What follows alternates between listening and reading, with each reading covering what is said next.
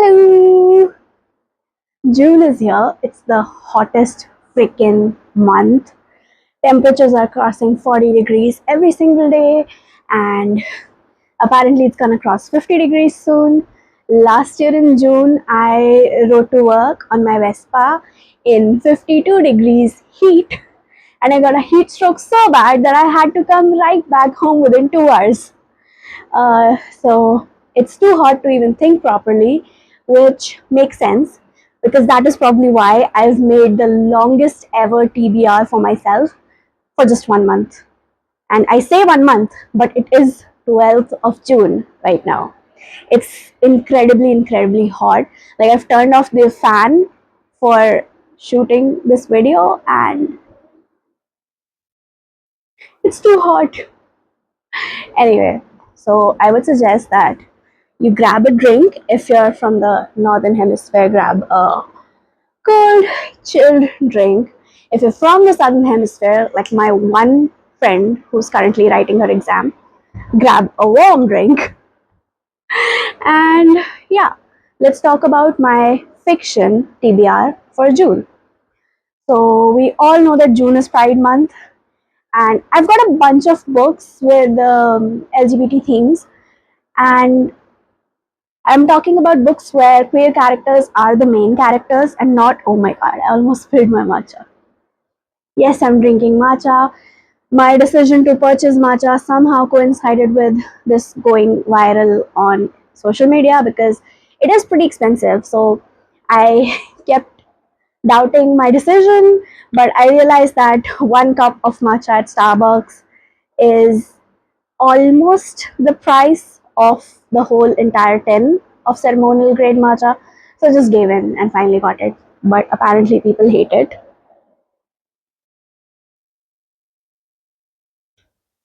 Oops, more for me. Right. Coming back to the video. June, as we all know, is Pride Month, and I have often read stories that contain queer characters either in the foreground or in the background. But there are certain books that I've had on my shelves for like 2 or 3 years where I look at them and I'm like, hey, I'm gonna pick that up in June. So those books are gonna be my priority for this June. But other than that, other than LGBT books, I'm also currently going through a Greek mythology era. Like, the Percy Jackson kid in me never rests. Also, I heard we're getting season 2 of Percy Jackson soon, so I am excited for that. And before I go off on a tangent, let's come back to these books. The reason I asked you to grab a drink is because we've got 12 books and 4 honorable mentions to go through. So let's break it down into some parts. First, we're going to talk about the LGBT books that I'm going to be reading for Pride this June.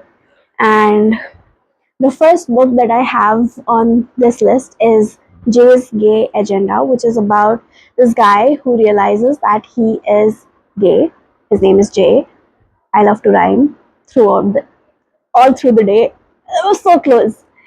And he realizes that he's a statistical anomaly in the small town that he lives in, and he wants to have certain experiences in his life, and he compiles those onto what he calls his gay agenda. And this is a book that is set in high school, and it's, I am hoping, gonna be like a sweet coming of age book about this kid's experience. So I'm really looking forward to reading this. This book is right up here on my shelves. If you can see the gap right here. Oh,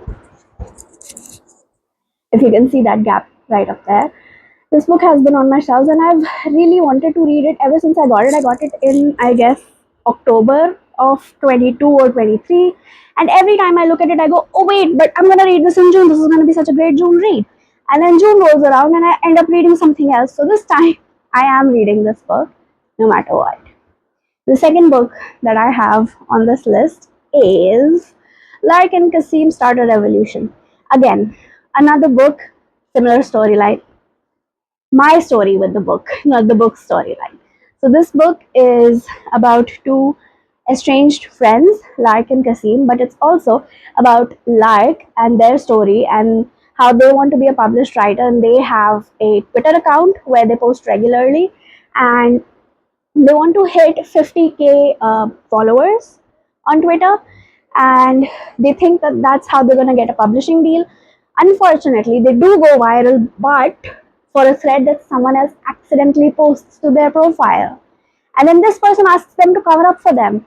So the lying, it all spirals, things change. So I'm sure that this is also going to be a very interesting coming of age read. Yeah.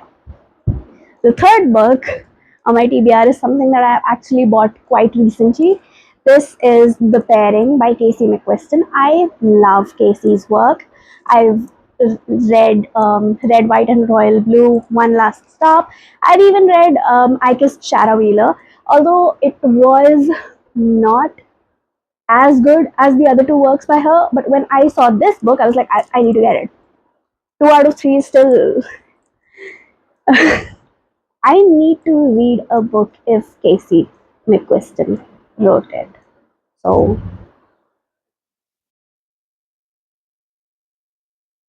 I really want to read this, even though I just got it. I'm gonna read this. Otherwise, this might end up becoming another one of those books that I look at and go, "Oh, I'm gonna read it in June." That is why I just got it, and I am gonna read it. This is pretty intense. The next book I want to read is Somewhere Beyond the Sea by T.J. Klune, which is the sequel to The House in the Cerulean Sea, and it's the story, like the first book followed Linus Baker, who was a worker in the government agency that like deals with all the orphanages that house the magical children. This is like a set in a fantasy-ish world where there are children with magical powers and they're in orphanages, and that book was a commentary on a lot of things, and there was even like some issues with that book that a lot of people had. This book follows the caretaker of the orphanage from the first book, which is Arthur Parnassus, and it's a story that delves into his past when I think someone, a child, comes into the orphanage who has similar experiences to what Arthur had when he was a kid. So I'm assuming that this, oh, the condensation dripped onto my shirt, and I was like, oh my god, did I spill my matcha? So I'm assuming that this book is going to be about healing, about accepting yourself, about growing, and about how sometimes we go through life and we think that we've healed from experiences, but actually we've just suppressed them for the most part and learned to live with that. So that is my prediction. I am not reading the blurb. Like, I've read it before. I'm not reading it out right now, and this is like just the assumption that I have for whatever reason.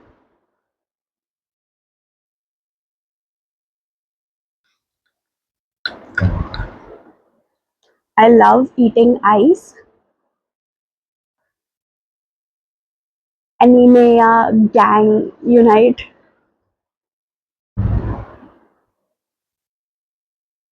That's why I'm drinking it faster, because I want to eat the ice cubes and I don't want them to melt. But let's talk about the next book on this TBR, which, okay, is The Priory of the Orange Tree. Now, this is a fantasy, but I know that there's a sapphic romance inside this book, and I love books that focus mainly on LGBT characters, but I also love fantasies and fantasies that have queer characters as the central characters. Now, the reason that this book, despite not being like a contemporary literary fiction sort of book about queer people, is because this is a huge book, and it's not directly a, oh, I'm gonna read it in June kind of book, but this is definitely a, oh, I'm gonna need to set time aside to read this kind of book. And so one way or another, it has been falling into the category of, I'm gonna wait around for the perfect time to read this book. So because it kind of is adjacent to the theme while also being a fantasy, because I'm primarily a fantasy reader, and I like to have some fantasy on hand to read. So what better than this? So I've got this, and I also have the prequel for this book, which is The Day of Fallen Night, which I am holding upside down. A Day of Fallen Night, which has more dragons and I assume more sapphic romance. But even if it doesn't, this book is on the list because I like to read series or books in the same universe together. And also, this is another gigantic book that has been put off by this size. Like, you can see that I'm so terrified of these books that I have not even taken them out of the plastic packaging. So, them. And then finally, the last book in this category is Plain Bad Heroines, which I cannot identify what the genre of this book is. Like, as far as I remember, again, not gonna read the blurb, just gonna go off memory and vibes.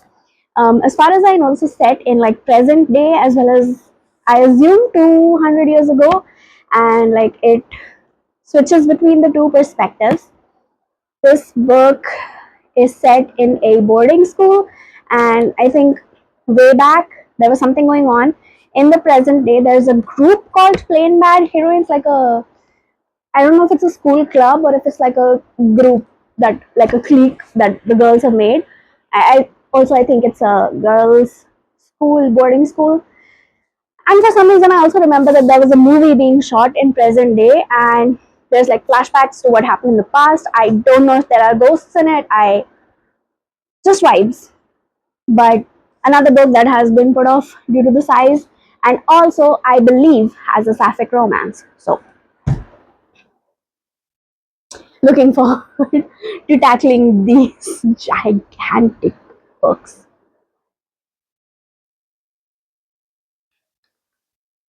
Now, before I move on to the next category of books, which is the Greek mythology books that I want to read, I wanted to talk about some honorable mentions that might have, could have, would have, should have made it onto this list, but they didn't. First book is the Sunbearer Trials, right there. The Sunbearer Trials by Adrian Thomas. It's uh, like, I think it's about these demigods who fight in some kind of competition, and the main character is a trans character. And I'm really excited to read this one, but I don't have the sequel yet, which is Celestial Monsters, because I'm trying to target the books that I already own. Like, I'm primarily focused on my physical TBR this year. I'm trying not to buy any books, even though I've stumbled a couple of times. So therefore, I am trying to read the books that either are a part of a series that I've already started and I own but didn't finish, or I own the complete series of. Because I know once I read the first part, I'll want to read the second part of the duology and I'll end up purchasing that. And I don't want to do that right now. So for that reason, I'm not able to read that book. And actually, that in particular is not a book that I've been waiting around to read in June. It is a book whose sequel I've been waiting for a while now. And I've read Cemetery Boys by this author, and I've really enjoyed it. I know that there's a sequel coming out for that as well, but when I read it, it was a fantasy. It was a standalone. It is too hard to think. I feel like I need to give this disclaimer once in a while because my words, no brain cells working in here. Anyway, coming back to the Sunbearer Trials, yeah, so that's why I haven't put that book on this list, even though I really wanted to.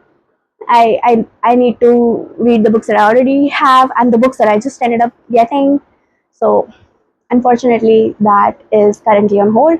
And then three other books that I have, I know that it's not technically a series, I know that it's all part of the same universe, but are three books by Alice Oseman that I own that I haven't read yet: Loveless, Radio Silence, and I Was Born for This.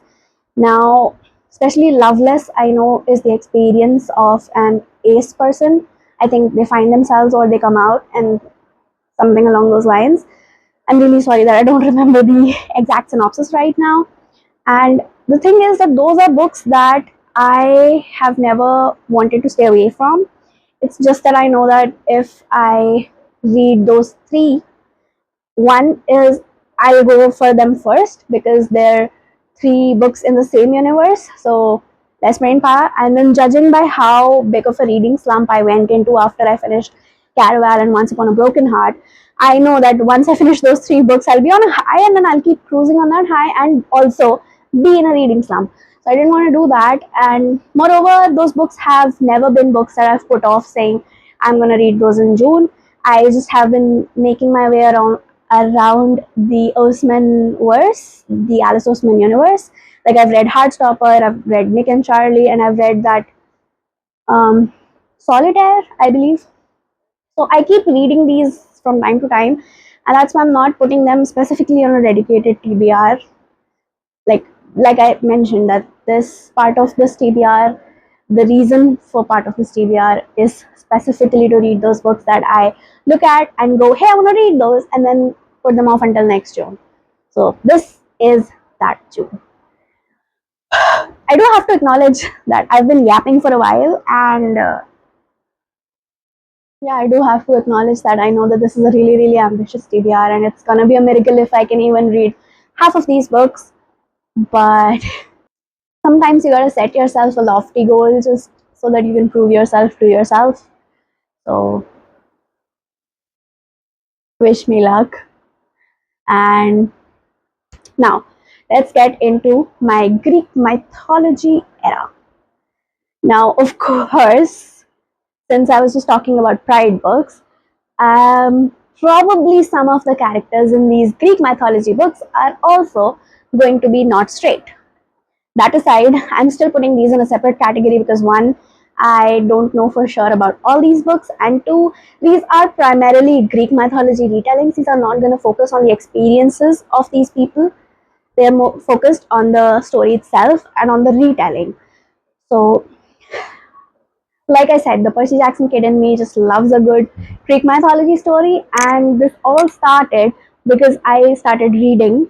Where is it? Girl Goddess Queen, which is a Hades and Persephone retelling. This is yeah. So I'm obsessed with this book. I have already finished it, but I'm not gonna talk about it. But yeah, so I read Girl Goddess Queen, and then as I mentioned in my book haul, I got a little bamboozled. I thought that this was a standalone.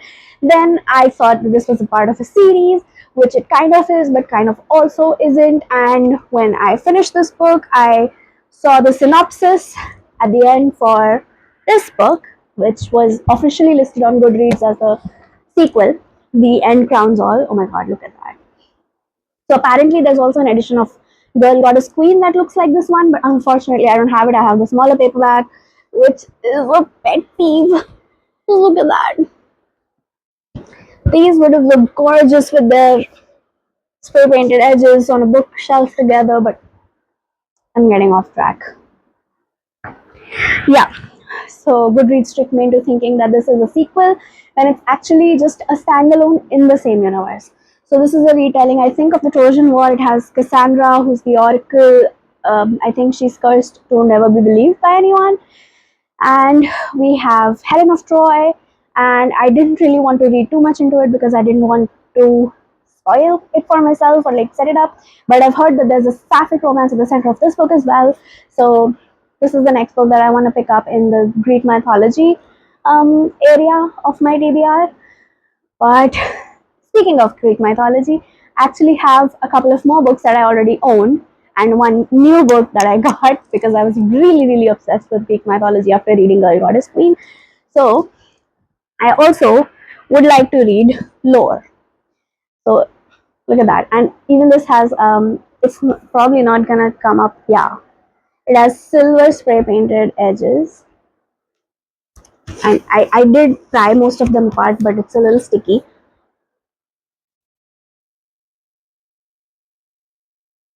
Shiny. So yeah, the next book that I want to read is Lore, which is not Lore Olympus. I don't know why I keep calling this Lore Olympus. This is just Lore, Hunt or Be Hunted. Apparently, every few years, the Greek gods become human for a day, and if you kill them or if you defeat them or something, you get their powers, something like that. So interesting blend, interesting twist on the Greek gods in the modern day or whatever this universe is.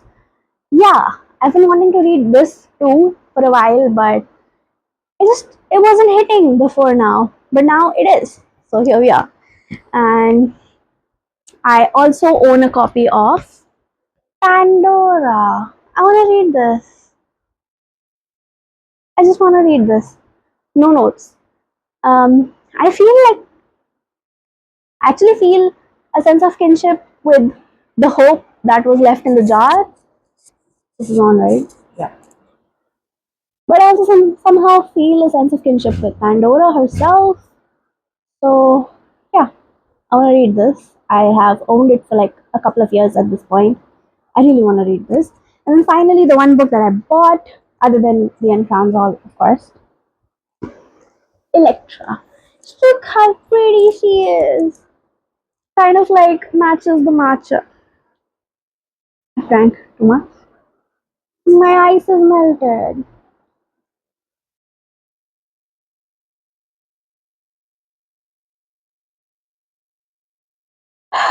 Electra, which is the final book on this TBR, and it is The House of Atreus is Cursed, a bloodline tainted by a generational cycle of violence and vengeance.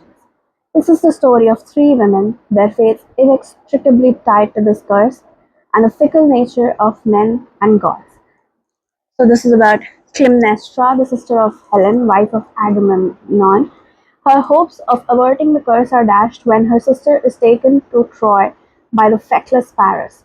Her husband raises a great army against them and determines to win, whatever the cost.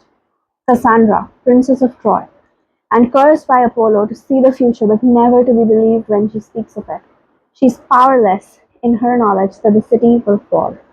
And Electra, the youngest daughter of Clytemnestra and Agamemnon. Electra is horrified by the bloodletting of her kin. But can she escape the curse, or is her own something something bound by violence? Because we have a sticker here and I am not able to peel it off. Why am I getting emotional just reading the blurb? And also, I feel like this and this are gonna be kind of about the same things.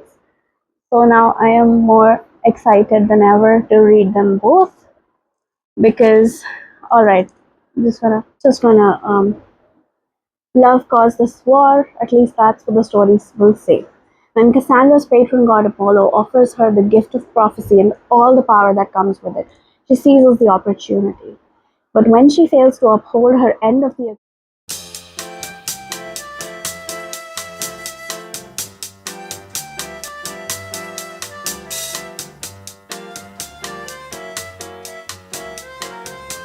okay, so for some reason my camera stopped recording, which I'm gonna take as a sign because I was reading about Cassandra and Apollo and the gift of prophecy as a sign to wind up this video.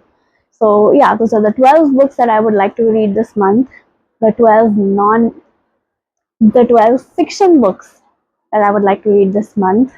My non-fiction TBR is separate and you've probably seen it already. So like yeah, girl. Alright. So I'm gonna see you when I see you with the wrap up and let you know how this goes.